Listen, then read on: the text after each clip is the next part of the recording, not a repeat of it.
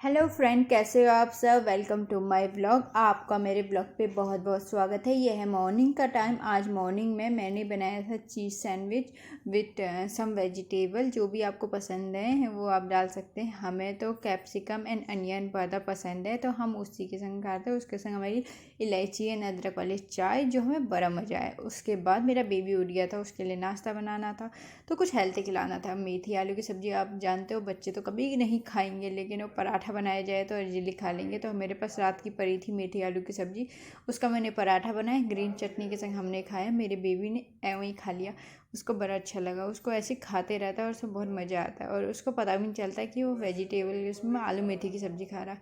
यही ट्रिक होती है माँ बाप की, जो हम आपको इजीली खिला लेती है। और उसके बाद मैं अपने छत पे गई थी। ये स्टोर एरिया था हमारी छत का, वो काफ़ी गंदा हो रहा था और कब से सोच रही थी कि सफाई कर लूँ। बाकी तो मैं ऐसे सफाई एक संग नहीं करती हूँ, तो 1 बाय 1 डे के हिसाब से सफाई हो रही है। एक फ्लोर एक दिन हो रहा है, एक दिन दूसरा फ्लोर, ऊपर का टेरेस, फिर ऐसे करके हो रही है। तो वो स्टोर रूम एरिया है, छत का जो स्टोर रूम एरिया होता है।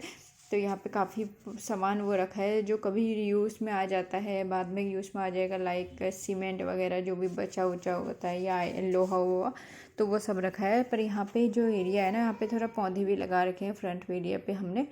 तो इसको बड़ा क्लीन करना था, वैसे मिट्टी मिट्टी हो जाती है थोड़ा, तो यहाँ पे धूल वगैरह ज़्यादा है, तो वो सब सफाई कर रही है। और साथ में मैंने सोचा कि इतनी कौन सफाई करेगा, इससे अच्छा पानी से सफाई से कर लें और इजीली सब हो जाता है, वाइप हो जाता है। तो पहले मैंने झाड़ू से साफ़ किया, उसके बाद मैंने वाइपर मार दिया और आराम से बहुत क्लीनली साफ़ हो गया था। क्योंकि डस्टिंग बीच बीच में हमें साफ़ करनी पड़ती है, और तो दीपावली आ रही है तो हमें डीप क्लीनिंग तो करनी पड़ेगी बाबा। और जो सफाई होती है वो कभी ख़त्म नहीं होती। और दिवाली में सबसे ज़्यादा आराम लेडीज़ का बढ़ जाता है। तो मैंने सोचा कि ये सब सफाई कर लूँ, उसके बाद मैं नहा लूँगी। क्योंकि इनमें ना इंसान डस्टिंग में आधा इंसान वैसे ही डस्टिंग हमारे ऊपर ही आ जाती है। तो ये सब सफाई करने के बाद मुझे आज अपना भी थोड़ा है केयर करना था, जिसमें अपनी केयर के लिए मैं थोड़ा पैक लगा रही थी, जिसमें मेरे को टैनिंग वगैरह लगवानी थी। जो तो मैं नीचे आके अपनी टैनिंग लगा गई और मैं इसमें कैमरा में बस इशारे कर रही हूँ, मुझे बोलना नहीं है। क्योंकि टैनिंग हम लगा लेते हैं ना पैक, उसके बाद हमें बोलना नहीं होता। तो मैं यहाँ पे लेटी हूँ, मैं काफ़ी थक गई थी। वो था अच्छा, मैंने कुछ नाश्ता करा, उसके बाद मैं काम करने गई तो मेरे को एनर्जी रही नहीं। तो मुझे कभी कभी ऐसा होता है कि मुझे काम करने का इतना ज़्यादा वो होता है तो मैं खाना नहीं खाती हूँ, बाद में खाती हूँ। फिर मुझे बहुत ज़्यादा आलस आता है और खा भी नहीं पाती प्रॉपरली। इसलिए हमें पहले काम कर खा लेना चाहिए, उसके बाद अपने काम पे लगे रहो।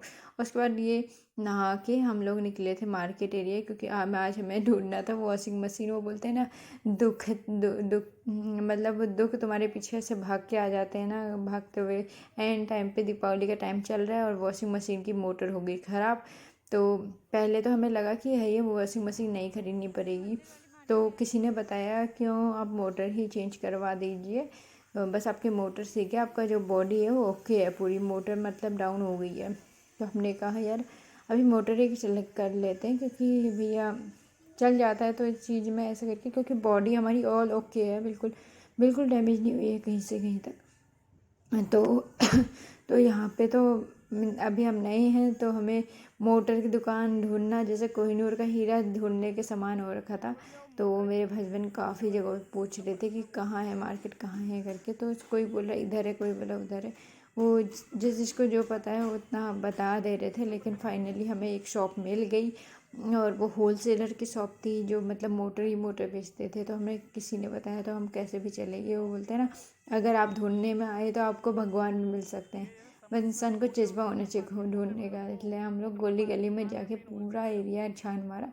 जो चीज़ हमें पता होती है वो चीज़ खुद ढूंढने से मिल जाती है। तो इस तरीके से हमारा सारा काम हो गया था। और हमें बहुत अच्छे भैया भी मिल गए थे जो इसका जिनने हमें फ़िटिंग करी, क्योंकि दो शॉप वाले अंकल फ़िटिंग नहीं करवाते। वो उन्होंने बोला कि हम मोटर ही देंगे, आप फिटिंग वाले किसी और को ढूंढ लो। तो दिवाली का टाइम चल रहा है, सबका अपना अपने काम चलते हैं और सब इजीली नहीं आते। तो हमें नियर बाई एक अंकल मिले, बहुत अच्छी हैबिट के, जो आराम से आए, हमारा पूरा ओके करके गए। तो बहुत अच्छी बात है, इस टाइम पे अपना कोई दुकान छोड़ के आ रहा है तो बहुत बड़ी बात है।